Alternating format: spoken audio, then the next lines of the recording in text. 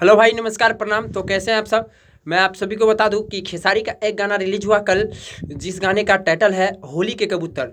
होली का कबूतर, मुझे जहां तक लगता है कि अब की साल का ये गाना सबसे ब्लॉकबस्टर होगा, और हो भी रहा है।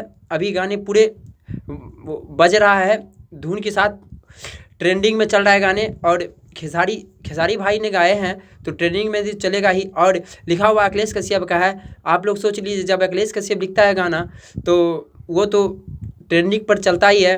इससे पहले भी लिखे 2 रुपया, और भतीजवा की मौसी, वो सब भी होली में ट्रेंडिंग में चला।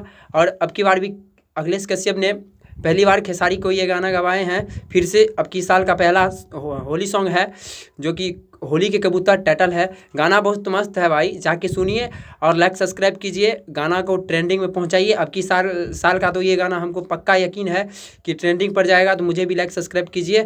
थैंक यू भाई।